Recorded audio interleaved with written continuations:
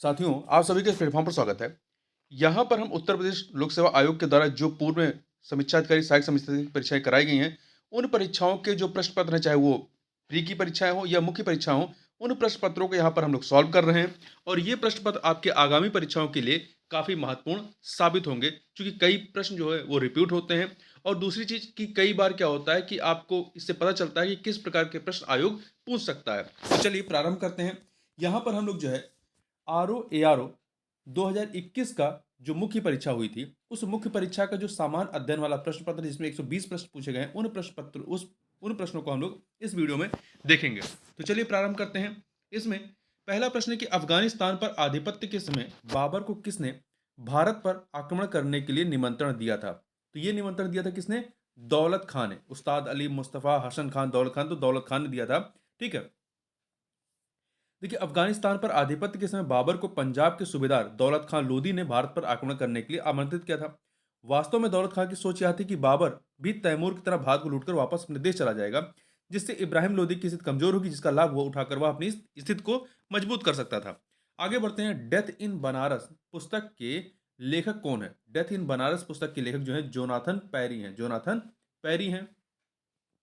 इनकी अन्य पुस्तकों में द पॉलिटिक्स ऑफ पेट्रोटिज्म और classes of labour caste and kinship in Kangra है। आगे चलते हैं। निम्नलिखित इग्मों में से कौन सा सही सुमेलित नहीं है? देखिए, ब्लीचिंग पाउडर क्या कहते हैं? ब्लीचिंग पाउडर को कैल्शियम ऑक्सीक्लोराइड कहते हैं। प्लास्टर ऑफ पेरिस को जो है कैल्शियम सल्फेट डाई हाइड्रेट कहते हैं। क्या कहते हैं? कैल्शियम सल्फेट डाई हाइड्रेट कहते हैं, ना कि कैल्शियम बाइकार्बोनेट। ठीक है, तो यहां पर आपका बी वाला सही नहीं है। वहीं वॉशिंग पाउडर सोडियम कार्बोनेट होता है और बेकिंग सोडा जो होता है वो सोडियम बाइकार्बोनेट होता है। जो वॉशिंग सोडा होता है वो सोडियम कार्बोनेट होता है, जबकि बेकिंग सोडा जो खाने वाला सोडा होता है वो सोडियम बाइकार्बोनेट होता है। आगे चलते हैं।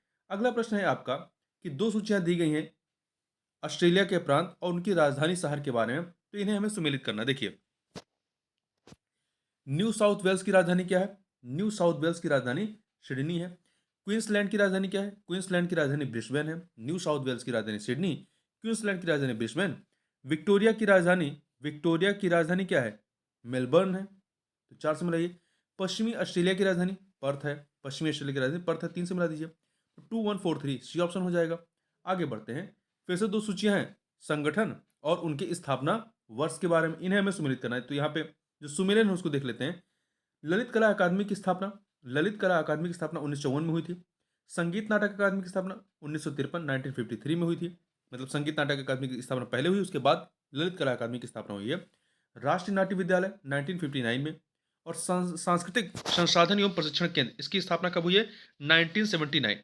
1979। ठीक है। देखिए, यहाँ पे जो विकल्प दिया गया है उसमें संगीत नाटक अकादमी की स्थापना का वर्ष जो है 1952 बताया गया है। ठीक है, 1952 यहाँ पे दिया गया। और ध्यान रखिएगा कि संगीत नाटक अकादमी की स्थापना 1952 में नहीं बल्कि 1953 में हुई है। आगे बढ़ते हैं। निम्नलिखित बाघ अभ्यारण्य या टाइगर रिजर्व में से कौन सा मध्य प्रदेश में स्थित नहीं है? तो देखिए, यहाँ पर जो अमनगढ़ टाइगर रिजर्व है ये आपके कहाँ पे है? ये उत्तर प्रदेश में है। ये उत्तर प्रदेश में है और ये जो है कार्बेट बाघ अभ्यारण्य जो है उसका एक बफर क्षेत्र है। ठीक है, और अमनगढ़ उत्तर प्रदेश के बिजनौर शहर में स्थित है, जबकि बांधवगढ़, कान्हा, संजय दुबरी ये मध्य प्रदेश में। आगे बढ़ते हैं। निम्नलिखित में से कौन सा कोयला आधारित बिजली संयंत्र उत्तर प्रदेश में स्थित है? कोयला आधारित बिजली संयंत्र जो है उत्तर प्रदेश में स्थित है। तो यहाँ पे आप देखिए, यहाँ पर आपका जो दादरी है, दादरी और सिंगरौली जो है ये उत्तर प्रदेश में स्थित जो आपके 5 कोयला आधारित बिजली संयंत्र हैं उनमें से 2 हैं। जबकि डार्लीपाली आपका कहाँ पे है? उड़ीसा में, और विंध्याचल आपका मध्य प्रदेश में है। ध्यान रखिएगा और याद रखिएगा कि उत्तर प्रदेश में एनटीपीसी के कोयला आधारित जो बिजली संयंत्र हैं वो 5 हैं: सिंगरौली, दादरी, रिहन, फिरोज गांधी या ऊंचाहार और टांडा में। ठीक है, और एक संयुक्त परियोजना है कोयला आधारित एक बिजली संयंत्र मेजा में है जो संयुक्त क्षेत्र का संयंत्र है। आगे बढ़ते हैं। निम्नलिखित में से कौन सा सही सुमेलित नहीं है पशु और उसके नस्ल के संबंध में? तो यहाँ पे आप देखिए, गाय की जो नस्ल है वो देवनी है, बरबरी बकरी है। देवनी गाय है, बरबरी बकरी है। भदावरी जो है वो भैंस है। परंतु गिर जो है, गिर ये भेड़ नहीं है। गिर क्या है? गिर जो है आप देखेंगे तो ये गाय है। गिर क्या है? गाय है। ठीक है, यहाँ पे डी वाला सही नहीं। आगे बढ़ते हैं। दो सूचियां दी गई हैं पुस्तक और उसके लेखक के संबंध में, इन्हें हमें सुमेलित करना। देखिए, रास पंचाध्यायी, रास पंचाध्यायी जो है ये किसकी है? ये आपकी नंददास की है। रास पंचाध्यायी नंददास की, 3 से मिलाइए। चैतन्य भागवत, चैतन्य भागवत जो है ये किसकी है? ये वृंदावन दास की है। चैतन्य मंगल, चैतन्य मंगल जो है जया नंदा की है। और भक्ति रत्नाकर, भक्ति रत्नाकर नरहरि चक्रवर्ती की है। तो 4 से, तो 3124, 3124 सी ऑप्शन हो जाएगा। आगे बढ़ते हैं। निम्नलिखित में से कौन सा आहार समूह मनुष्य के शरीर को अधिकतम ऊर्जा प्रदान करता है? इसमें से आप देखिए, कार्बोहाइड्रेट, वसा और प्रोटीन। कार्बोहाइड्रेट, वसा और प्रोटीन जो है यह समूह मनुष्य के शरीर को अधिकतम ऊर्जा प्रदान करता है। देखिए, 1 ग्राम कार्बोहाइड्रेट तथा प्रोटीन से 4 कैलोरी ऊर्जा, जबकि 1 ग्राम वसा से 9 कैलोरी ऊर्जा प्राप्त होती है। जबकि जो जल होता है, विटामिन है और लवण, इससे कोई ऊर्जा नहीं मिलती है, बल्कि ये शरीर की उपापचय को सुचारू रूप से चलाने में सहायक होते हैं। तो यहाँ देखिए विटामिन है, यहाँ जल है, यहाँ विटामिन, तो ये आपको ऊर्जा नहीं देते हैं, ठीक है। ये शरीर के उपापचय को सुचारू रूप से चलाने में सहायक होते हैं। आगे चलते हैं। अगला है, तीनों गोलमेज सम्मेलनों में भाग लेने वाले भारतीय निम्नलिखित नेताओं में से कौन थे? तो B R Ambedkar, B R Ambedkar जो हैं ये तीनों गोलमेज सम्मेलनों में इन्होंने पार्टिसिपेट किया था, जबकि महात्मा गांधी ने कांग्रेस की तरफ से केवल दूसरे गोलमेज सम्मेलन में पार्टिसिपेट किया था। देखिए, इसके अतिरिक्त द्वितीय गोलमेज सम्मेलन में जो है एनी बेसेंट और सरोजिनी नायडू ने भारतीय महिलाओं का प्रतिनिधित्व किया हुआ था द्वितीय गोलमेज सम्मेलन में। आगे चलते हैं। निम्नलिखित में से कौन से देश बाल्टिक सागर के तट पर स्थित हैं? बाल्टिक सागर के तट पर, तो देखिए यहाँ पर आपका, नहीं सॉरी, क्या है, बाल्टिक सागर के तट पर स्थित नहीं है। देखिए, लताविया और पोलैंड भी है, रूस भी है, आपका रूस है, यहाँ पर स्वीडन भी है, पर आपका नॉर्वे नहीं है। स्वीडन और नॉर्वे वाला जो है ये नहीं आएगा। देखिए, बाल्टिक सागर के तट पर जो देश है उसमें डेनमार्क है, एस्टोनिया है, फिनलैंड है, लताविया, लिथुआनिया, स्वीडन, पूर्वोत्तर जर्मनी, पोलैंड तथा रूस है, परंतु नॉर्वे की सीमा बाल्टिक सागर से नहीं लगती है। बाल्टिक सागर अटलांटिक महासागर की एक शाखा है। बाल्टिक सागर के तट पर ही 3 देश हैं जिन्हें बाल्टिक कंट्री कहते हैं। यह है आपका इस्टोनिया, इस्टोनिया है, लटाविया है, लिथुआनिया है, ठीक है, इस्टोनिया, लटाविया, लिथुआनिया। आगे चलते हैं। निम्नलिखित में से किस राज्य ने भारत कौशल 2021 प्रतियोगिता में सबसे अधिक पदक जीते थे? तो ये करंट अफेयर का क्वेश्चन है, इसको आप छोड़ दीजिए। आगे बढ़ते हैं। हिमालय में त्रिशूल शिखर के संदर्भ में, हिमालय में त्रिशूल शिखर के संदर्भ में निम्नलिखित में से कौन सा ऐसे कथन सही है? यहाँ पर 2 कथन दिए गए हैं, बताना है कौन सही। पहला देखिए, यह उत्तराखंड के बागेश्वर जिले में स्थित है। ये कथन आपका सही है कि जो हिमालय में त्रिशूल शिखर है ये उत्तराखंड के बागेश्वर जिले में है। दूसरा, यह चोटी 7500 मीटर से भी अधिक ऊंची, ये कथन आपका सही नहीं है। पहला सही, दूसरा गलत है। दूसरा गलत है, क्यों? क्योंकि देखिए, त्रिशूल पश्चिमी कुमाऊं की 3 हिमालय पर्वत चोटियों का एक समूह है, जिसकी सबसे ऊंची चोटी, जो सबसे ऊंची है, त्रिशूल वन, ये 7120 मीटर है, 7120 मीटर है, जबकि यहाँ कितना दिया है? 7500 मीटर दिया गया है, ठीक है। तो इसलिए दूसरा कथन आपका गलत है। आगे चलते हैं, यहाँ पे आपका ए ऑप्शन सही हो जाएगा। अगला है, निम्नलिखित में से कौन एक स्थलीय पारिस्थितिकी तंत्र का उपभाग नहीं है? निम्नलिखित में से कौन एक स्थलीय पारिस्थितिकी तंत्र का उपभाग या सब कैटेगरी नहीं है? तो देखिए, पर्वत पारिस्थितिकी तंत्र ये स्थलीय में आएंगे, आपका निम्न स्थलीय पारिस्थितिकी तंत्र ये भी आएंगे, अर्धशुष्क पारिस्थितिकी तंत्र आएंगे, परंतु सागरीय पारिस्थितिकी तंत्र जो है ये स्थलीय पारिस्थितिकी तंत्र के तहत नहीं आएगा। आगे चलते हैं। जनवरी 2022 में घोषित तीसरे राष्ट्रीय जल पुरस्कार, तो ये करंट अफेयर का क्वेश्चन है, छोड़ दीजिए, अब अपडेट हमें देखना रहेगा, ठीक है। बस इतना याद रखिएगा कि जो पहला राष्ट्रीय जल पुरस्कार दिया गया था वो 2018 में दिया गया था। आगे, भारत के संविधान के भाग 9A में, भारत के संविधान के भाग 9A में निम्नलिखित क्षेत्र की स्थानीय स्वशासन की इकाइयों को संवैधानिक आधार प्रदान किया गया है। किसको किया गया है?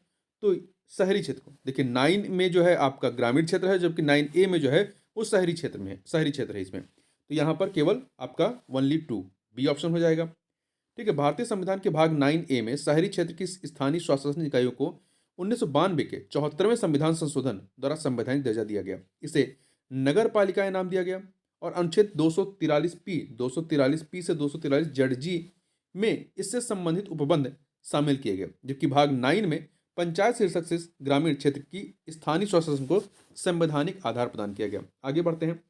निम्नलिखित में से कौन सा जैव डीजल पौधा है? कौन सा जैव डीजल पौधा? तो इसमें जेट्रोफा, जेट्रोफा जो है ये जैव डीजल पौधा है। आगे बढ़ते हैं। मंदसौर प्रशस्ति, मंदसौर प्रशस्ति किस शासक की उपलब्धियों का विवरण प्रस्तुत करता है? तो मंदसौर जो है ये आपका किससे संबंधित है? ये आपका कुमारगुप्त प्रथम से। मंदसौर प्रशस्ति जो है ये कुमारगुप्त प्रथम से संबंधित है, उसके संबंध में विवरण देता है। मंदसौर अभिलेख में गुप्त शासक कुमारगुप्त प्रथम के उपलब्धियों का विवरण दिया गया है। मंदसौर प्रशस्ति की रचना कवि वशव ने की थी। मंदसौर अभिलेख में ही सूर्य पूजा का वर्णन किया गया था। रेशम का काम करने वाले लोगों का भी वर्णन किया गया है। गुप्त काल में कुमारगुप्त प्रथम ने ही सर्वाधिक अभिलेख जारी करवाए थे। आगे बढ़ते हैं। पार्वती अर्गा, पार्वती अर्गा रामसर स्थल के संदर्भ में निम्नलिखित में से कौन सा ऐसे कथन सही है? यहाँ पर दो कथन दिए गए हैं। पहला है यह उत्तर प्रदेश के गोंडा जिले में स्थित है, पार्वती अर्गा सही है। यह एक पक्षी अभयारण्य, ये भी सही है। तो दो के दोनों कथन क्या है? ये दोनों सही है, सी ऑप्शन हो जाएगा। ठीक है, पार्वती अर्गा उत्तर प्रदेश के गोंडा जिले में स्थित एक पक्षी अभयारण्य। अब यह रामसर स्थल के रूप में इसे सूचीबद्ध किया गया है। ठीक है, वर्तमान में उत्तर प्रदेश में कुल 10 रामसर साइट हैं। आगे बढ़ते हैं। 1974 में प्रथम कृषि विज्ञान केंद्र की स्थापना निम्नलिखित में से किस स्थान पर हुई थी? 1974 में प्रथम कृषि विज्ञान केंद्र की स्थापना किस स्थान पर हुई थी? तो ये पौंडीचेरी में। कहाँ पर हुई थी 1974 में? पौंडीचेरी में हुई थी। ये केंद्र एक स्थानीय कृषि विश्वविद्यालय से जुड़े होते हैं। जो ये कृषि विज्ञान केंद्र स्थापित किए जाते हैं, ये किसी स्थानीय कृषि विश्वविद्यालय से जुड़े होते हैं, जो भारतीय कृषि अनुसंधान परिषद और किसानों के बीच अंतिम कड़ी के रूप में कार्य करते हैं। वर्तमान में लगभग जो है 725 कृषि विज्ञान केंद्र कार्यरत हैं। आगे बढ़ते हैं। स्वच्छ सर्वेक्षण 2021, तो इसको आप छोड़ दीजिए, करंट अफेयर का क्वेश्चन। ठीक है, आगे चलते हैं। निम्नलिखित में से कौन सी नदी घाटी, निम्नलिखित में से कौन सी नदी घाटी या बेसिन क्षेत्रफल में सबसे बड़ी है? कावेरी, नर्मदा, ताप्ती, महानदी। तो महानदी सबसे बड़ी है, याद रखे रहिए, कई बार पूछा गया ये। अगला है, दो सूचियां दी गई हैं वैज्ञानिक नाम और उनके कार्यक्षेत्र के संबंध में, इन्हें हमें सुमेलित करना। देखिए आप इसमें बीरबल साहनी, बीरबल साहनी का संबंध किससे है? बीरबल साहनी का संबंध जीवाश्म वनस्पति विज्ञान से, 3 से मिला दीजिए। केसी मेहता का संबंध जो है पादप रोग विज्ञान से, 4 से मिला दीजिए। पी महेश्वरी का संबंध जो है भ्रूण विज्ञान से, 2 से मिलाइए। एम एस स्वामीनाथन का हरित क्रांति से, जिनका अभी हाल ही में मृत्यु हुई है, तो 1 से मिला दीजिए। तो 3, 4, 2, 1 बी ऑप्शन हो जाएगा। यहाँ फिर से देख लीजिए, बीरबल साहनी का संबंध जीवाश्म वनस्पति विज्ञान से है। केसी मेहता का संबंध जो है पादप रोग विज्ञान से है। पी माहेश्वरी का संबंध भ्रूण विज्ञान से है। और एम एस स्वामीनाथन हरित क्रांति से। आगे बढ़ते हैं। उत्तर प्रदेश में उत्तर प्रदेश कृषि विविधीकरण परियोजना यूपी डैश, उत्तर प्रदेश में उत्तर प्रदेश कृषि विविधीकरण परियोजना यूपी डैश प्रायोजित की गई है इसके द्वारा, विश्व बैंक के द्वारा। ठीक है, विश्व बैंक के द्वारा इसे प्रायोजित किया गया है। विविध कृषि सहायता परियोजना, जिसे शॉर्ट में हम लोग डास्प कहते हैं, का प्रथम चरण 23 सितंबर 1998 में विश्व बैंक की सहायता से प्रारंभ किया गया था, जो मार्च 2000 तक चला था। इसका उद्देश्य किसानों की भागीदारी के माध्यम से कृषि विविधीकरण की प्रक्रिया को तेज करना, मतलब कृषि एग्रीकल्चर डाइवर्सिफिकेशन को तेज करना है। जबकि इसका दूसरा चरण जो है नवंबर 2007 में राज्य सरकार द्वारा प्रारंभ किया गया और ये 31 मार्च 2013 को पूरा हुआ। आगे चलते हैं। उत्तर प्रदेश में कृषक समृद्धि आयोग, उत्तर प्रदेश में कृषक समृद्धि आयोग की स्थापना निम्नलिखित में से किस वर्ष में हुई थी? तो इसकी स्थापना वर्ष 2017 में हुई थी। ठीक है, मुख्यमंत्री की अध्यक्षता में। कृषक समृद्धि आयोग का उद्देश्य वर्ष 2022 तक किसानों की आय दुगनी करना था। अब हम लोग 2024 में आ चुके हैं। आगे चलते हैं। शेरशाह सूरी के संदर्भ में निम्नलिखित में से कौन सा या से कथन जो है वो सही है? तो दो कथन दिए गए हैं यहाँ पर। देखिए, पहला, वह एक शानदार प्रशासनिक व्यवस्था के निर्माता थे। वह एक शानदार प्रशासनिक व्यवस्था के निर्माता थे, ये कथन आपका सही है। दूसरा, हालांकि एक शासक के रूप में उनके गुण युद्ध के मैदान पर उनकी जीत से अधिक उल्लेखनीय नहीं थे। हालांकि शासक के रूप में उनके गुण जो हैं युद्ध के मैदान पर उनकी जीत से अधिक उल्लेखनीय नहीं थे, ऐसा नहीं है। केवल यहाँ पे पहला कथन सही है, दूसरा कथन गलत है, ये ऑप्शन। चूंकि युद्ध के मैदान के अलावा जो शासक के रूप में उनके गुण थे वो भी काफी ज्यादा उल्लेखनीय है। मध्यकालीन भारतीय इतिहास में शेरशाह सूरी न सिर्फ एक शासक के रूप में प्रसिद्ध है, बल्कि वह एक सुदृढ़ प्रशासनिक, आर्थिक, सैन्य व्यवस्था आदि के रूप में भी प्रसिद्ध है। वास्तव में उनकी प्रसिद्धि का मूल कारण युद्ध विजय से इतर इसके प्रशासनिक व्यवस्था में ही नहीं थी। जैसे कि हम लोग जो जीटी रोड है उसके बारे में बात करते हैं, आगे चलते हैं। जनवरी 2022 में निम्नलिखित में से किस स्थान पर भारत के पहले ओपन रॉक संग्रहालय का उद्घाटन किया गया था? तो ध्यान रखिएगा, ओपन रॉक संग्रहालय कहाँ पर है ये? तो ये आपका हैदराबाद में। कहाँ पर? हैदराबाद में। ठीक है। इसे वैज्ञानिक और औद्योगिक अनुसंधान परिषद, राष्ट्रीय भूभौतिकी अनुसंधान संस्थान CSIR, निगरी NGRI के परिसर में स्थापित किया गया है। इसमें लगभग 35 विभिन्न प्रकार की चट्टानें हैं जिनकी आयु 3.3 बिलियन वर्ष से लेकर के 55 मिलियन वर्ष तक है। आगे चलते हैं। दिल्ली के पुराने किले के भीतर बनी मस्जिद किला-ए कोहना, दिल्ली के पुराने किले के भीतर बनी मस्जिद किला-ए कोहना का निर्माण किसने किया था? तो इसका निर्माण जो शेरशाह सूरी के द्वारा करवाया गया था। शेरशाह सूरी ने हुमायूं को पराजित करने के बाद अपने निजी इस्तेमाल के लिए मस्जिद का निर्माण कराया, जो उसकी शाही आकांक्षा का प्रतीक बन गया। आगे चलते हैं। यहाँ पे ये 2021 की रिपोर्ट का है। India state of forest report 2021 के अनुसार कितने राज्यों या किन प्रदेशों में उनके भौगोलिक क्षेत्र का 33% से अधिक क्षेत्रफल वन आच्छादित है? तो ये कितने हैं? 17 हैं। ऐसे 17 राज्य या केंद्रशासित प्रदेश हैं। ठीक है। देखिए, राष्ट्रीय वन नीति 1988 के अनुसार देश के 33% भाग को वनाच्छादित करने का लक्ष्य निर्धारित किया गया, या 1/3 जो है वनाच्छादित करने का लक्ष्य निर्धारित किया गया है। आगे बढ़ते हैं। यहाँ पे 2021 का करंट अफेयर छोड़ दीजिए इसको, आगे बढ़िए। अगला है यहाँ पर कि निम्नलिखित घटनाओं पर विचार कीजिए तथा उन्हें कालक्रमानुसार व्यवस्थित कीजिए। 4 घटनाक्रम यहाँ पर दिए गए हैं। नाबार्ड की स्थापना, स्वयं सहायता समूह का बैंक लिंकेज कार्यक्रम, किसान क्रेडिट कार्ड योजना, क्षेत्रीय ग्रामीण बैंक की स्थापना। तो देखिए, इसमें आपका जो क्रम है, इसमें सबसे पहले आपका क्या आएगा? क्षेत्रीय ग्रामीण बैंक की स्थापना। क्षेत्रीय ग्रामीण बैंक की स्थापना आपकी 1975 में होती है। फिर नाबार्ड की स्थापना 1982 में होती है। फिर स्वयं सहायता समूह का बैंक लिंकेज कार्यक्रम 1992-93 का है, और किसान क्रेडिट कार्ड योजना 1998 का। तो ये याद रखिएगा आप।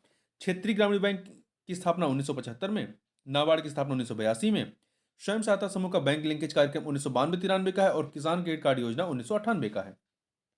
आगे चलते हैं। जनवरी 2022 में, तो ये जनवरी 2022 का करंट अफेयर, इसको छोड़ दीजिए, आगे बढ़िए। यहां ध्यान रखिएगा कि राष्ट्रीय युवा महोत्सव जो है, ये कार्यक्रम 1995 में शुरू हुआ था, राष्ट्रीय युवा महोत्सव। आगे बढ़ते हैं। अगला है, भारत सरकार ने protection of plant varieties and farmers right अधिनियम, भारत सरकार ने protection of plant varieties and farmers right अधिनियम निम्नलिखित में से किस वर्ष में पारित किया था? इसे वर्ष 2001 में पारित किया था। ठीक है। Protection of plant varieties and farmers right अधिनियम, इससे पौधों की किस्म, कृषकों और पौधों के संवर्धकों के अधिकारों के संरक्षण के लिए प्रभावी प्रणाली स्थापित करने तथा पौधों की नई किस्मों के विकास को प्रोत्साहित करने हेतु लाया गया था। आगे बढ़ते हैं। अगला है नवंबर 2021 में, तो ये आप करंट का क्वेश्चन है, छोड़िए इसको, आगे बढ़ते हैं। राष्ट्रीय विकास परिषद का गठन कब हुआ? तो राष्ट्रीय विकास परिषद का गठन जो है 1952 में, 1952 में 6 अगस्त 1952 को इसका गठन किया गया था। यह एक संविधानेतर निकाय जिसका अध्यक्ष प्रधानमंत्री होते हैं। देखिए, आगे बढ़ते हैं। भारतीय लघु उद्योग विकास बैंक सिडबी का मुख्यालय निम्नलिखित में से किस स्थान पर? तो उत्तर प्रदेश के लखनऊ में इसका मुख्यालय है। ठीक है। और इसकी स्थापना कब हुई थी? इसकी स्थापना 2 अप्रैल 1990 को, 2 अप्रैल 1990 को हुई थी। आगे चलते हैं। अगला है रिंगलमैन स्केल। रिंगलमैन स्केल का प्रयोग निम्नलिखित के घनत्व मापन में होता है। किसके घनत्व मापन में? तो धुएं के या स्मोक के घनत्व मापन में इसका इस्तेमाल किया जाता है। रिंगलमैन स्केल का इस्तेमाल धुएं के मापन के लिए होता है, या धुएं के आभासी घनत्व को मापने का एक पैमाना है। इसका विकास पेरिस के कृषि इंजीनियर प्रोफेसर मैक्सिमिलियन रिंगलमैन ने या के द्वारा 1888 में किया गया था। इस स्केल में सफेद स्तर पर काली रेखाओं के अनुमानित घनत्व के 5 स्तर होते हैं जो कि धुएं का मापन करते हैं। आगे चलते हैं। एक किताब के संदर्भ में निम्नलिखित सूचनाएं दी गई हैं, 5 सूचनाएं। अब इन्हें हमें क्रम से लगाना है कि क्या क्रम होगा। प्रस्तावना, विषय सूची, अध्याय, अनुक्रमणिका, शीर्षक। तो पहले क्या होगा? पहले किताब में शीर्षक होगा, फिर आपका विषय सूची आएगा, फिर आपकी प्रस्तावना होगी, फिर क्या होगा? अध्याय होंगे, और सबसे लास्ट में अनुक्रमणिका, इंडेक्स होता है ना पीछे, वो होगा। तो शीर्षक के बाद आपका क्या होगा? विषय सूची, फिर प्रस्तावना, फिर अध्याय, फिर अनुक्रमणिका होगी। आगे चलते हैं। निम्नलिखित में से कौन सी अनुसूचित जनजाति उत्तर प्रदेश के वाराणसी जिले में नहीं पाई जाती है? तो देखिए, यहां पर आपका चेरो, खरवार, गोंड पाई जाती है, पर सहरिया जनजाति नहीं पाई जाती है। सहरिया जनजाति जो है वो ललितपुर जिले में पाई जाती है। कहां पर? ललितपुर जिले में पाई जाती है। ठीक है। और वाराणसी में आपके चेरो, गोंड, खरवार, धुरी, ओझा, नायक, पथरी आदि पाए जाते हैं। गंगा नदी उत्तर प्रदेश में किस जनपद में प्रवेश करती है? तो गंगा नदी उत्तर प्रदेश में आपका बिजनौर जनपद से प्रवेश करती है, बिजनौर से प्रवेश करती है। ठीक है, आगे चलते हैं। अगला है, संविधान के निम्नलिखित अनुच्छेद के अंतर्गत संसद के दोनों सदनों के संयुक्त अधिवेशन का प्रावधान किसमें है? अनुच्छेद 108 के तहत है, अनुच्छेद 108 के तहत है। और संयुक्त अधिवेशन की अध्यक्षता लोकसभा अध्यक्ष द्वारा अनुच्छेद 118 के अधीन की जाती है। अगला, निम्नलिखित में से कौन हिंदुस्तानी संगीत के क्षेत्र में महान विभूति नहीं थे? तो इसमें देखिए आप, राजा मान सिंह तोमर, तानसेन, सदारंग, अदारंग, ये तीन के तीनों ही जो है हिंदुस्तानी संगीत से संबंधित रहे, परंतु माल गुर्जरी जो है इनका संबंध इससे नहीं है। ठीक है, तो यहां पर आपका डी सही नहीं है। आगे बढ़ते हैं। भारत के संविधान की निम्नलिखित अनुसूची में तीन विधा सूचियों का प्रावधान किसमें है? तो अनुसूची 7 में दिया गया है। ठीक है,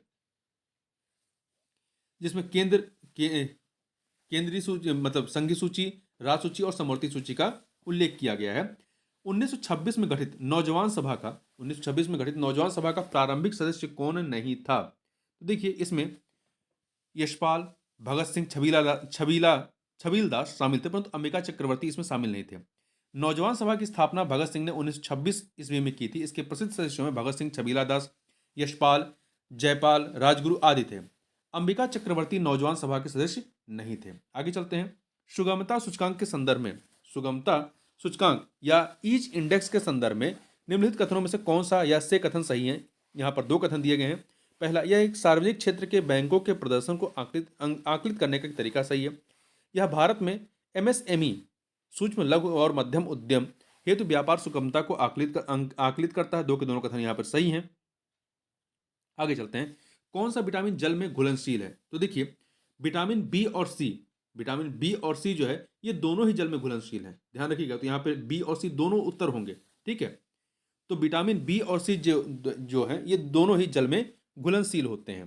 ठीक, और जो जल में घुलनशील होते हैं, देखिए जल में घुलनशील विटामिन शरीर में जमा नहीं होते हैं, जबकि जो वसा में घुलनशील विटामिन होते हैं, मतलब इसके अतिरिक्त बी और सी के अतिरिक्त जो है ए, डी, ई के, ये आपके वसा में घुलनशील होते हैं, जल में नहीं। वसा में घुलनशील विटामिन शरीर के यकृत वसा उत्तक और मांसपेशियों में जमा होते हैं। आगे चलते हैं। देखिए विटामिन शब्द का जो सर्वप्रथम प्रयोग किया गया था, किसने किया था? शी फंक के द्वारा किया गया था। डॉप्सन इकाई से निम्नलिखित में से क्या मापा जाता है? डॉप्सन इकाई से ओजोन सांद्रता नापते हैं। क्या नापते हैं? ओजोन की सांद्रता मापते हैं, ओजोन कंसंट्रेशन मापते हैं। ठीक है, इसी के माध्यम से बताते हैं कि ओजोन जो होल की बात करते हैं, इसी के माध्यम से बात की जाती है। आगे चलते हैं। निम्नलिखित में से कौन 1929 में अखिल भारतीय ट्रेड यूनियन कांग्रेस के अध्यक्ष थे? देखिए ये थे 1929 में जवाहरलाल नेहरू। देखिए अखिल भारतीय ट्रेड यूनियन कांग्रेस, जिसे शॉर्ट में हम लोग एटक कहते हैं, एटक की स्थापना 1920 में बंबई में हुई थी, जिसके प्रथम अध्यक्ष लाला लाजपत राय थे। और इसी क्रम में 1929 में इसके अध्यक्ष कौन बने थे? जवाहरलाल नेहरू। आगे बढ़ते हैं। बालकश झील निम्नलिखित देशों में से किस में स्थित है? तो बालकश झील जो है, बालकश झील, ये कजाकिस्तान में, कहां पर है? कजाकिस्तान में, ध्यान रखिएगा। इस झील का बेसिन जो है 2 देशों कजाकिस्तान और चीन के बीच साझा होता है। और यह एशिया की जो ये आपकी बालकश झील है, ये एशिया की तीसरी तथा विश्व की 15वीं सबसे बड़ी झील है, ये भी ध्यान रखिएगा। और यह झील एक एंडोरेइक या बंद बेसिन है। आगे बढ़ते हैं। निम्नलिखित मध्य पाषाणिक स्थलों को भौगोलिक दृष्टि से पश्चिम से पूर्व के क्रम में व्यवस्थित करना है। पैसरा, लखैया, बीरभानपुर, महदहा। तो देखिए यहां पर देखिए आपका मध्य पाषाणिक स्थलों की भौगोलिक दृष्टि से पश्चिम से पूर्व की ओर जो क्रम है, इसमें देखिए आपका महदहा कहां पे है? उत्तर प्रदेश में है। उत्तर प्रदेश के प्रतापगढ़ में। लिखैया उत्तर प्रदेश के मिर्जापुर में। पैसरा बिहार में।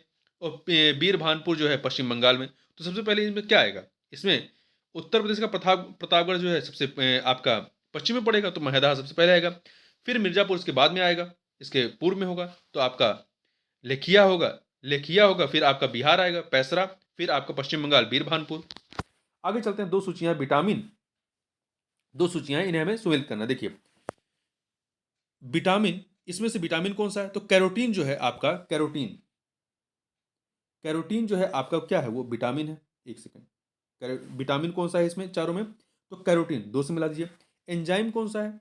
एंजाइम, तो पेप्सिन जो है एंजाइम है। हार्मोन कौन सा है? प्रोजेस्टेरोन, प्रोजेस्टेरोन जो है ये हार्मोन है, तो चार से मिलाइए। प्रोटीन कौन सा है? केराटीन, केराटीन जो है ये प्रोटीन है, तीन से मिला दीजिए। तो 2143 डी ऑप्शन। आगे बढ़ते हैं। दो सूचियां हैं, स्थल और संबंधित तीर्थंकर, ये हमें सुमेलित करना है। यहां पर देखिए श्रावस्ती का संबंध किससे है? शंभवनाथ से। श्रावस्ती का संबंध जो है वो शंभवनाथ से है, चार से मिलाइए। काकंदी का संबंध जो है, काकंदी का सुविधानाथ से, सुविधानाथ, तो तीन से मिला दीजिए। अयोध्या का संबंध, अयोध्या का संबंध किससे है? ऋषभनाथ से। अयोध्या का संबंध ऋषभनाथ से है। और पभोषा का संबंध जो है, पभोषा का संबंध जो है पदम प्रभु से है। पभोषा का संबंध पदम प्रभु से है, तो दो से मिला दीजिए। तो क्या हो जाएगा आपका? ये 4312, 4312 सी ऑप्शन। फिर से देख लीजिए, श्रावस्ती का संबंध जो है, श्रावस्ती का संभवनाथ से है, काकंदी का सुविधानाथ से है, अयोध्या का ऋषभनाथ से, और पभोषा का पदम प्रभु से है। आगे बढ़ते हैं, अगला है ये करंट अफेयर का क्वेश्चन, इसको छोड़ दीजिए, ठीक है। यहां पर अब ये रीजनिंग का प्रश्न है, इसको भी छोड़ दीजिए। आगे बढ़ते हैं। 1809 में राजा राम मोहन राय ने अपनी प्रसिद्ध पुस्तक गिफ्ट टू मोनोथिस्ट निम्नलिखित में किस भाषा में लिखी थी? तो ये गिफ्ट टू मोनोथिस्ट जो है ये फारसी भाषा में, किस भाषा में? फारसी भाषा में इन्होंने लिखी थी। इसका मतलब क्या होता है? एक एकेश्वरवादियों को उपहार। राजा राम मोहन राय ने 1815 में आत्मीय सभा तथा 1828 में ब्रह्म सभा का गठन किया था। 1815 में आत्मीय सभा, फिर 1828 में ब्रह्म सभा का गठन किया था। आगे बढ़ते हैं। निम्नलिखित में से कौन सा एक पादप हार्मोन है? इंसुलिन, साइटोकाइनिन, एजोस्टेन और थायरॉक्सिन। इसमें साइटोकाइनिन जो है, साइटोकाइनिन ये पादप हार्मोन है, ठीक है। अन्य पादप हार्मोन में ऑक्सिन, एथिलीन, एबिसिलिक अम्ल, जिबरेलिन्स इत्यादि आते हैं। देखिए साइटोकाइनिन हार्मोन का मुख्य कार्य कोशिका विभाजन को प्रेरित करना है, ठीक है। जबकि इंसुलिन, थायरॉक्सिन और एस्ट्रोजन ये मानो हार्मोन है, मानो हार्मोन। आगे बढ़ते हैं। अगला प्रश्न है आपका कि पौधे नाइट्रोजन को किस रूप में ग्रहण करते हैं? पौधे जो है नाइट्रोजन को किस रूप में ग्रहण करते हैं? तो ये नाइट्रेट के रूप में, महत्वपूर्ण है, याद रखिएगा। पौधे जो है नाइट्रोजन को नाइट्रेट के रूप में, नाइट्रेट के रूप में अर्थात NO3 के रूप में ग्रहण करते हैं, ठीक है। लेकिन कुछ मात्रा में नाइट्राइट, NO2 तथा अमोनियम के रूप में भी लेते हैं। नाइट्रोजन पौधों में प्रोटीन निर्माण के लिए आवश्यक है, इनकी कमी से पौधों की वृद्धि रुक जाती है। आगे बढ़ते हैं। दो सूचियां हैं बादशाह और उनके दीवान के संबंध में। तो यहां पर देखिए अकबर के दीवान कौन थे? अकबर के दीवान जो थे मुजफ्फर खान, अकबर के दीवान मुजफ्फर खान थे, तो तीन से। जहांगीर के दीवान, जहांगीर के गियास बेग एतमाउद्दौला, गियास बेग एतमाउद्दौला ये जहांगीर के थे, तो वन से मिला दीजिए। शाहजहां के जो थे सादुल्ला खां, शाहजहां के सादुल्ला खां। औरंगजेब के अरशद खां, औरंगजेब के अरशद खां। तो 3142 डी ऑप्शन हो जाएगा। फिर से देखते हैं। देखिए अकबर के दीवान कौन थे? मुजफ्फर खान। जहांगीर के गियास बेग एतमाउद्दौला। शाहजहां के सादुल्ला खां। औरंगजेब के अरशद खान। निम्नलिखित में से कौन एक सही सुमेलित नहीं है? निम्नलिखित में से कौन एक सही सुमेलित नहीं है? संस्थान और लोकेशन, उसकी अवस्थित के संबंध में। तो देखिए यहां पर जो आपका राष्ट्रीय जैविक खेती केंद्र है, national centre of organic farming, national centre of organic farming या राष्ट्रीय जैविक खेती केंद्र, ये कहां पे है? गाजियाबाद, उत्तर प्रदेश के गाजियाबाद में। दूसरा है भारतीय दलहन अनुसंधान संस्थान, Indian Institute of pulses research, ये कानपुर में है। तीसरा भारतीय सब्जी अनुसंधान संस्थान, Indian Institute of vegetable research, ये गोरखपुर में नहीं बल्कि बनारस में है। कहां पे है? बनारस में, तो सी वाला सही नहीं है। Indian Institute of Sugar Cane Research, भारतीय गन्ना अनुसंधान संस्थान लखनऊ में, सही है। आगे चलते हैं। अगला है नवंबर 2021 में इंटरपोल के अध्यक्ष चुने गए अहमद नसर अल रईसी किस देश के हैं? तो ये जो है आपके कहाँ के हैं? संयुक्त अरब अमीरात के, ठीक है। ये अभी भी हैं, इनका कार्यकाल जो है 4 वर्ष का, 2021 से 2025 तक रहेंगे ये, तो अभी भी ये इंटरपोल के अध्यक्ष हैं, तो इसलिए आप इनको याद रखिएगा। अहमद नसर अल रईसी, संयुक्त अरब अमीरात। आगे चलते हैं। निम्नलिखित में से कौन सी फसल मूल्य नियंत्रण हेतु भारत सरकार के मूल्य स्थिरीकरण कोष के अंतर्गत संरक्षित है? तो कौन सी है? गेहूं, आलू, चावल, उपयुक्त में से कोई नहीं, तो आलू है, ठीक है। आलू इसके तहत आपकी शामिल है, आलू है, टमाटर है, प्याज, ये सब शामिल है। देखिए आलू की फसल जो है वो मूल्य नियंत्रण हेतु भारत सरकार के मूल्य स्थिरीकरण कोष के अंतर्गत संरक्षित है। 2014-15 में 500 करोड़ रुपए के कोष के साथ मूल्य स्थिरीकरण निधि को मंजूरी प्रदान की गई। राज्य सरकार केंद्र शासित प्रदेशों और केंद्रीय एजेंसियों को ब्याज मुक्त ऋण प्रदान करता है। राज्य सरकारों, केंद्र शासित प्रदेशों और केंद्रीय एजेंसियों को ब्याज मुक्त ऋण प्रदान करता है यह जो कोष है, जिससे वे अस्थिर वस्तुओं जैसे कि प्याज, आलू, दाल पर मूल्य स्थापित कर सकें। देखिए 2014-15 में आलू, प्याज और दालों जैसी आवश्यक कृषि वस्तुओं को जो है इसमें शामिल किया गया है। आगे चलते हैं। वाणिज्य के संदर्भ में निम्नलिखित कथनों में से कौन सा या से कथन सही है? दो कथन यहाँ पर दिए गए हैं, बताना सही कौन सा। पहला, वाणिज्य के संबंध में कॉमर्स यह व्यवसाय का क्षेत्र है, जो विनिमय की सुविधा के लिए सभी बाधाओं को दूर करने में सहायता करता है। यह व्यवसाय का क्षेत्र है जो विनिमय की सुविधा के लिए सभी बाधाओं को दूर करने में सहायता करता है। सही है। यह उपभोक्ताओं तक उत्पादों को वितरित करने के कारकों में से संबंधित है। ये दो के दोनों कथन यहाँ पर सही है, सी ऑप्शन। देखिए वाणिज्य के संदर्भ में ये जो दोनों कथन सही है। वाणिज्य जो है यह व्यवसाय का वह क्षेत्र है जो विनिमय की सुविधा के लिए सभी बाधाओं को दूर करने में सहायता करता है तथा यह उपभोक्ताओं तक उत्पादों को वितरित करने से संबंधित है। वाणिज्य के अंतर्गत किसी आर्थिक महत्व की वस्तु जैसे सामान, सेवा, सूचना या धन का दो या दो से अधिक व्यक्ति या संस्थाओं के बीच सौदा किया जाता है और धन प्राप्त करने के उद्देश्य से किया गया कार्य वाणिज्य कहलाता है। आगे चलते हैं। संयुक्त राष्ट्र की महासभा ने वर्ष 2023 को किसके अंतर्राष्ट्रीय वर्ष के रूप में घोषित किया है? तो मोटे अनाज वाली फसलों को, जो मिलेट क्रॉप्स हैं, जो मोटे अनाज, इन्हें क्या नाम दिया गया? श्री अन्न। ठीक है, आगे चलते हैं। अगला है, निम्नलिखित में से कौन सा वृक्ष भूमध्य सागरीय वनों में नहीं पाया जाता है? भूमध्य सागरीय वनों में नहीं पाया जाता है, मेडिटेरियन जो फॉरेस्ट है वहां नहीं पाया जाता है। देखिए आपका ओक, चेस्टनट, जैतून ये सभी के सभी भूमध्य सागरीय वनों में पाए जाते हैं, परंतु सागौन जो है ये भूमध्य सागरीय वनों में नहीं बल्कि उष्णकटिबंधीय वनों में पाया जाता है। सागौन जो है ये उष्णकटिबंधीय वनों में पाया जाता है। ठीक है।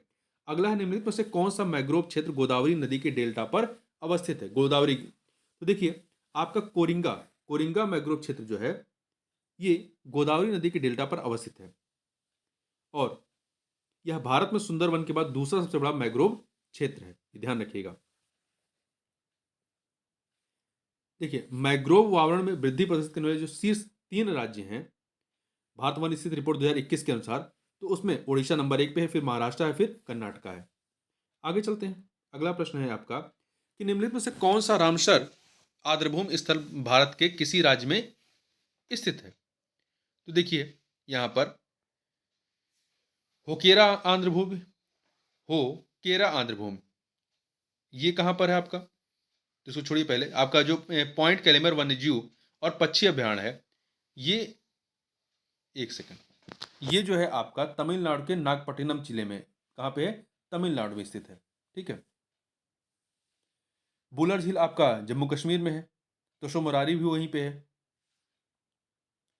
इसके अतिरिक्त यहाँ पर एक सेकंड, यहाँ पे आपका बी उत्तर जो है ये सही है। ठीक है, आगे चलते हैं, आगे बढ़ते हैं। क्वेश्चन नंबर 68, यदि किसी समय राष्ट्रपति और उपराष्ट्रपति दोनों का पद रिक्त हो जाए तब राष्ट्रपति का कार्य कौन करेगा? तो भारत के प्रधान न्यायाधीश जो सीजीआई होंगे, चीफ जस्टिस ऑफ इंडिया। अगला है, ये रीजनिंग का क्वेश्चन छोड़ दीजिए, आगे बढ़िए।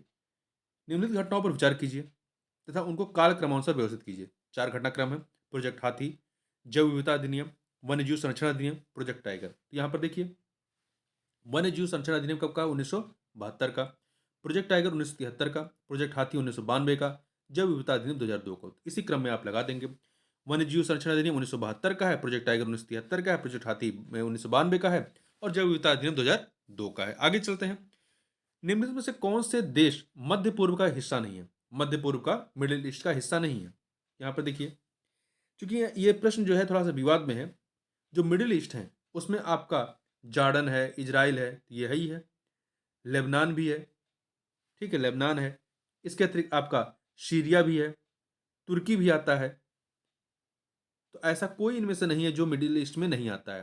देखिए Jordan, Israel, Iraq, Iran, Lebanon, Yemen, Qatar, Syria, Turkey, Kuwait, Oman, Saudi Arab, फिलिस्तीन, संयुक्त अरब अमीरात, साइप्रस, ये सभी के सभी जो है मिडिल ईस्ट में आते हैं।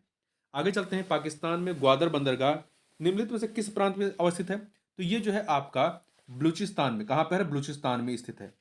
आगे बढ़ते हैं। अगला है 1817 में डेविड हेयर द्वारा प्रसिद्ध हिंदू कॉलेज की स्थापना की गई थी। कहां पर की गई थी? तो कलकत्ता में की गई थी। ठीक है। और यह एशिया का सबसे पुराना आधुनिक शैक्षणिक संस्थान है।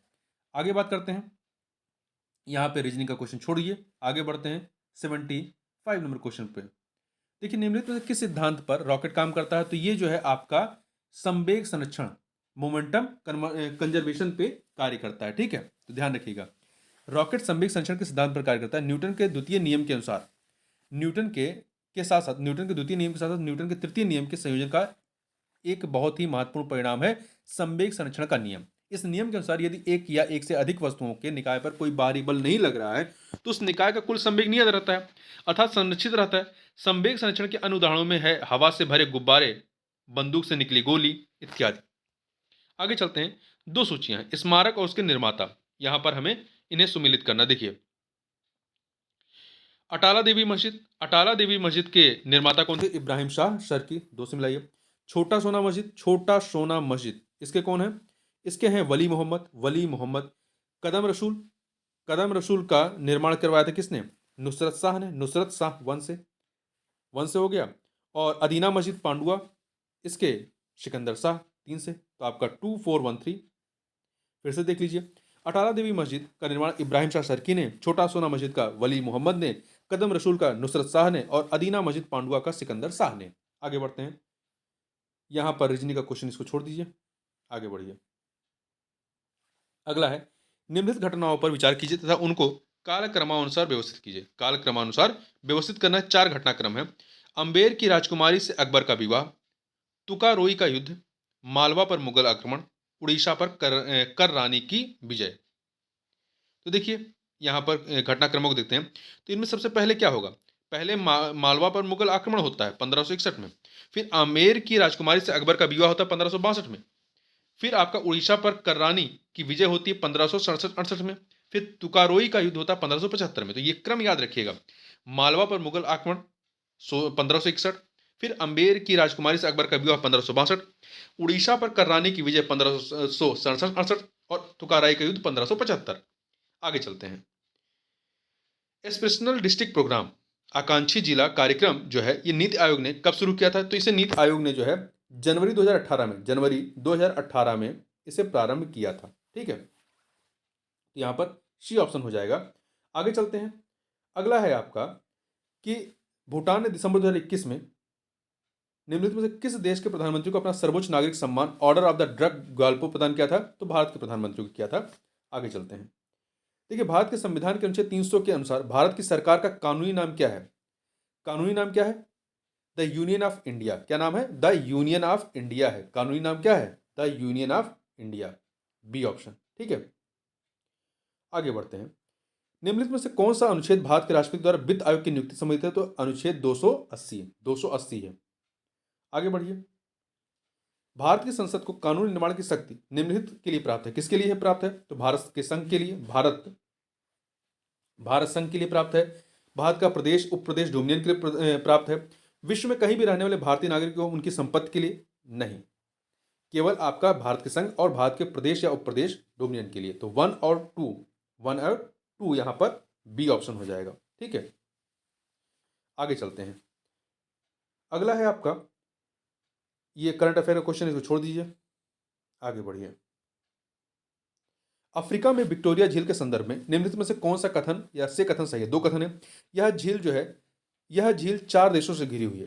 विक्टोरिया झील जो है 3 देशों से, केन्या, तंजानिया और युगांडा, 3 देशों से घिरी है, 4 से नहीं। ठीक है, ये गलत है। यह अफ्रीकी भ्रंश घाटी में स्थित, ये सही है। तो यहाँ पे बी ऑप्शन हो जाएगा, केवल 2। विक्टोरिया झील अफ्रीका महाद्वीप की सबसे बड़ी झील है तथा दुनिया की सबसे बड़ी उष्णकटिबंधीय झील भी है। यह झील अफ्रीका महाद्वीप के 3 देशों केन्या, तंजानिया और युगांडा में विस्तृत है। और विक्टोरिया झील से जो है आपकी विषुवत रेखा भी गुजरती है, ये भी ध्यान रखिएगा। आगे चलते हैं, यहां पर रीजनिंग का क्वेश्चन, इसको छोड़िए, आगे बढ़िए। व्यापार के संदर्भ में निम्नलिखित कथनों में से कौन सा या से कथन सही है? यहां पर आपके पास 2 कथन दिए गए हैं, 2 कथन। पहला है, यह व्यापार अर्थात ट्रेड, यह मांग और आपूर्ति दोनों का प्रतिनिधित्व करता है, सही है। व्यापार में यही होता है ना, मांग और आपूर्ति, ये सही है। दूसरा, यह केवल मांग पक्ष से संबंधित नहीं, यह मांग पक्ष और पूर्ति पक्ष दोनों से संबंधित है। यहाँ पे पहला सही है, दूसरा गलत है, इसलिए ए ऑप्शन हो जाएगा। आगे बढ़ते हैं, एंटीबायोटिक्स अधिकांशतः प्राप्त होते हैं किससे? तो एंटीबायोटिक्स जो है जीवाणु से। एंटीबायोटिक जीवाणु से, बैक्टीरिया से। देखिए,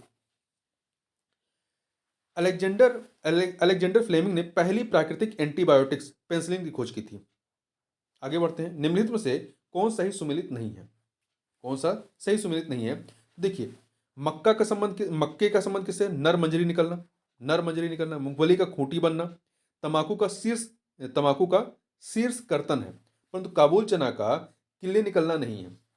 काबुल चने में किले नहीं निकलते। किले निकलने वाले फसल हैं गेहूं, धान, जौ, मक्का आदि। गेहूं, धान, जौ, मक्का आदि। आगे चलते हैं। ये भी करंट अफेयर का क्वेश्चन, इसको छोड़ दीजिए, आगे बढ़िए। देखिए, निम्नलिखित में से कौन स्वाधीनता पूर्व भारत का राष्ट्र कवि नहीं था? तो देखिए, शिव कुमार बटालवी, डी ऑप्शन, शिव कुमार बटालवी जो हैं पूर्व भारत के स्वाधीनता पूर्व भारत के राष्ट्रवादी कवि नहीं थे, वे रोमांटिक कवि थे। उनकी प्रमुख रचनाओं में क्या है? आरती, लाजवंती, लूना, अलविदा इत्यादि। जबकि रंगलाल, नवीन चंद्र सेन, हेमचंद बनर्जी, ये सभी के सभी क्या थे? ये राष्ट्रवादी कवि थे। राष्ट्रीय कवि की बात नहीं, राष्ट्रवादी कवि की बात हो रही है। आगे चलते हैं। अलास्का के संदर्भ में निम्नलिखित में से कौन सा कथन सही है? दो कथन दिए गए यहाँ पर अलास्का के संबंध में। पहला, यह संयुक्त राज्य अमेरिका का तेल उत्पादक राज्य सही है। इसे 1867 में रूसियों से खरीदा गया था। दो के दोनों सही है। दो के दोनों कथन यहां पर सही है, सी ऑप्शन हो जाएगा। आगे बढ़ते हैं। जनवरी 2022 में निम्नलिखित में से किसे भारतीय अंतरिक्ष अनुसंधान संगठन इसरो के 10वें अध्यक्ष के रूप में नियुक्त किया गया? तो एस सोमनाथ को ये अब वर्तमान में भी इसरो के अध्यक्ष हैं, ध्यान रखिएगा। ठीक है, आगे बढ़ते हैं। उद्यमिता को बढ़ावा देने हेतु योजना स्टैंड अप इंडिया, उद्यमिता को बढ़ावा देने हेतु योजना स्टैंड अप इंडिया संबंधित है किससे? तो यह जो है स्टैंड अप इंडिया, ये महिला, SC ST से संबंधित है। इसे वर्ष 2016 में प्रारंभ किया गया था, वर्ष 2016 में। अगला है दिसंबर 2021 में संयुक्त राज्य अमेरिका के राष्ट्रपति द्वारा आयोजित लोकतंत्र के शिखर सम्मेलन में दक्षिण एशिया के निम्नलिखित में से कौन से देश शामिल हुए? तो ये करंट अफेयर का क्वेश्चन, इसको छोड़ दीजिए, आगे बढ़िए। इसको रीजनिंग का क्वेश्चन है, इसको भी छोड़ दीजिए। अगला है यहाँ पे, निम्नलिखित में से कौन सा प्रथम सफल क्लोन जानवर है? तो कौन सा है? आपका भेड़ है। देखिए, भेड़ जिसका नाम डॉली था, इसका जन्म 1996 में 5 जुलाई को हुआ था। यूनिवर्सिटी ऑफ एडिनबर्ग के रोजलिन इंस्टीट्यूट के इयाना बिलमट और कीथ कैम्बेल द्वारा यह विकसित की गई थी।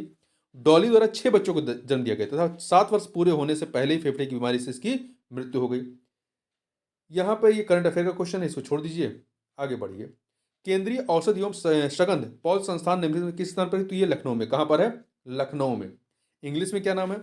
Central institute of medicinal and aromatic plants. तो ये कहां पे? लखनऊ में, ध्यान रखिएगा। यह औषधीय एवं सुगंधित पौधों के क्षेत्र में शोध, विकास एवं प्रचार प्रसार का कार्य करता है। यह वैज्ञानिक एवं औद्योगिक अनुसंधान परिषद CSIR की एक अग्रणी पादप अनुसंधान प्रयोगशाला है। इसके 4 अन्य शोध केंद्र बेंगलुरु, हैदराबाद, पंतनगर और पुरारा बागेश्वर में स्थित है। बागेश्वर आपका उत्तराखंड। आगे चलते हैं। इंडोनेशिया के संदर्भ में निम्नलिखित में से कौन सा ऐसे कथन सही है? तो यहां पर 2 कथन दिए गए हैं।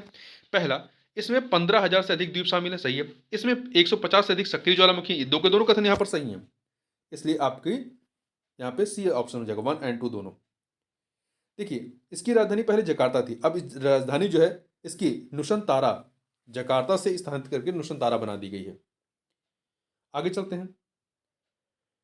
और इंडोनेशिया के बारे में याद रखिएगा, यह दुनिया का चौथा सर्वाधिक आबादी वाला और सबसे अधिक मुस्लिम आबादी वाला देश है। यहां पर ये करंट अफेयर का क्वेश्चन है, इसको छोड़ दीजिए, आगे बढ़िए। हल्दी भूमिगत तने का उदाहरण है, जिसे कहते हैं, हल्दी जो है भूमिगत तने का उदाहरण है, जिसे क्या कहते हैं? इसे राइजोबोम कहते हैं। हल्दी के राइजोम प्रकंद को भोजन में प्रयोग किया जाता है। हल्दी के राइजोम, यहाँ पे डी ऑप्शन है, हल्दी के राइजोम या प्रकंद को भोजन में प्रयोग किया जाता है। यह एक प्रकार का भूमिगत तना है। इसका प्राकृतिक एंटीबायोटिक एवं एंटीसेप्टिक के रूप में, जैसे कटने पर, सूजन पर तथा दर्द निवारक आदि में प्रयोग किया जाता है। हल्दी जो है जिजी बरेशी कुल का पौधा है, जिसका वानस्पतिक नाम क्या है? करकुमा लौंगा है। आगे चलते हैं। 103 नंबर क्वेश्चन देखते हैं। कोलेस्ट्रॉल निम्नलिखित में से क्या है? कोलेस्ट्रॉल क्या होता है? कोलेस्ट्रॉल जो है स्टेरॉयड है, ध्यान रखिएगा। कोलेस्ट्रॉल एक प्रकार का स्टेरॉयड है। शरीर को सुचारू रूप से कार्य करने के लिए लीवर द्वारा उत्पन्न किया जाता है इसे। ये जो कोलेस्ट्रॉल होता है, इसे लीवर द्वारा उत्पन्न किया जाता है। यह मोम जैसा चिकना पदार्थ है जो ब्लड प्लाज्मा द्वारा शरीर के विभिन्न हिस्सों में पहुंचता है। कोलेस्ट्रॉल अच्छे स्वास्थ्य के लिए महत्वपूर्ण होता है और कोशिका भित्ति, उत्तक हार्मोन, विटामिन डी और पित्त अम्ल बनाने के लिए आवश्यक होता है। उत्तक हो गया, हार्मोन है, विटामिन डी और पित्त अम्ल को बनाने के लिए ये आवश्यक होता है। लेकिन इसका स्तर अधिक होने पर खून की नलियों में जमने लगता है, जिससे वे सक्रिय हो जाती हैं। हार्ट अटैक है, स्ट्रोक है, जैसे रोग के खतरे बढ़ जाते हैं। अगला है, भारत में राष्ट्रीय उद्यानों एवं वन्य जीव अभ्यारण्यों के संदर्भ में निम्नलिखित कथनों में से कौन सा सही है या से सही है। यहाँ पे 2 कथन दिए गए हैं। राष्ट्रीय उद्यानों की सबसे अधिक संख्या कहाँ पे है? मध्य प्रदेश में।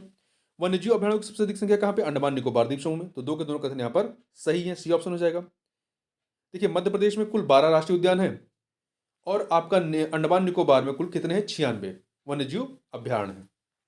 आगे चलते हैं। यहाँ पे करंट अफेयर का क्वेश्चन है, इसको छोड़ दीजिए,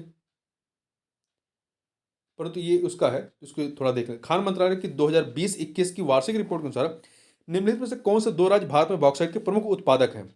तो कौन से हैं बॉक्साइट के? तो यहां पर देखिए, आपका उड़ीसा है और गुजरात है। उड़ीसा और गुजरात, तो सी ऑप्शन हो जाएगा।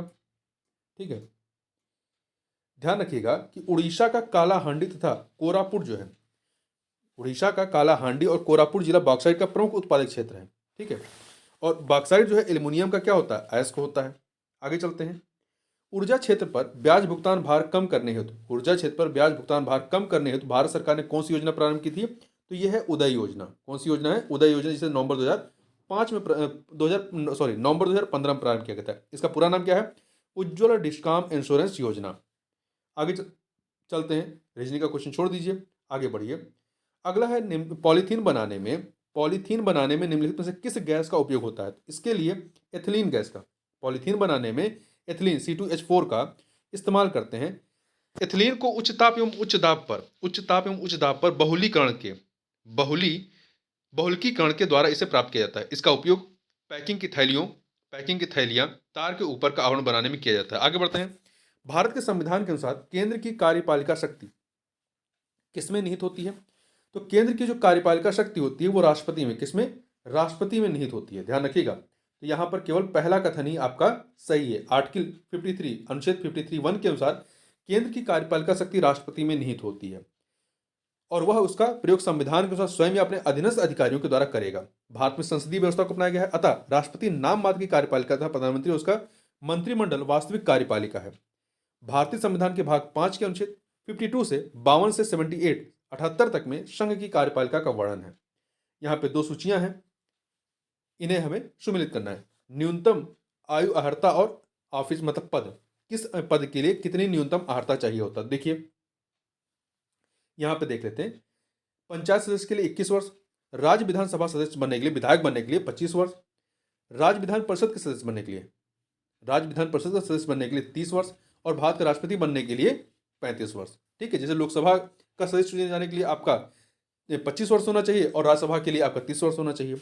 आगे चलते हैं। प्रशांत महासागर में स्थित गैलापागोस द्वीप समूह के संदर्भ में निम्नलिखित में से कौन सा कथन सही है? यहाँ पे 2 कथन है। तो देखिए, पहला, इनकी उत्पत्ति ज्वालामुखी गतिविधि के रूप में हुई थी। ये कथन आपका सही है।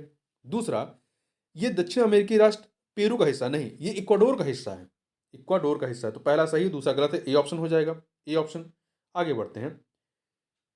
देखिए, भारत सरकार के कृषि सहयोग एवं किसान कल्याण विभाग की वार्षिक रिपोर्ट 2020-21 के अनुसार भारत विश्व में निम्नलिखित में से किन फलों का सबसे बड़ा उत्पादक है? तो किन फलों का है? तो देखिए, यहाँ पर ये जो है आपका आम और पपीते का सबसे बड़ा उत्पादक है पूरे विश्व में। ठीक है, आगे चलते हैं। नटराज नृत्य के भगवान की, नटराज अंगूर और संतरा में नहीं, ये भी ध्यान रखिएगा। ठीक है, अंगूर और संतरे में नहीं है। नटराज नृत्य के भगवान की मूर्ति के संदर्भ में निम्नलिखित में से कौन सा या से कथन जो है वो सही है? तो देखिए, यहां पे 2 कथन दिए गए हैं। पहला, यह मूर्ति नृत्य करते हुए 4 हाथों वाले शिव का प्रतिनिधित्व करती है। सही है। अपने दाएं कान में वह एक पुरुष का कुंडल पहनते हैं, बाएं में एक महिला का। ये 2 के दोनों कथन यहाँ पर सही है। तो यहाँ पर सी ऑप्शन हो जाएगा, सी ऑप्शन 1 और 2 दोनों। ठीक है, चोलकालीन नटराज नृत्य के भगवान की मूर्ति सबसे महत्वपूर्ण धार्मिक मूर्तियों में से एक है, जो नृत्य करते हुए 4 हाथों वाले शिव का प्रतिनिधित्व करती है और अपने दाएं कान में वह एक पुरुष का कुंडल और बाएं में एक महिला का, यह नर और मादा के संलयन का प्रतिनिधित्व करता है, जिसे हम लोग अर्धनारीश्वर के नाम से जानते हैं। आगे बढ़ते हैं। यहाँ पर आप रीजनिंग का क्वेश्चन छोड़ दीजिए, ये भी रीजनिंग का देख लेते हैं। जिस प्रकार भाग या पाठ संपूर्ण से संबंधित, उसी प्रकार चाप किससे संबंधित, चाप जो है आपका परिधि से संबंधित है। आगे बढ़ते हैं।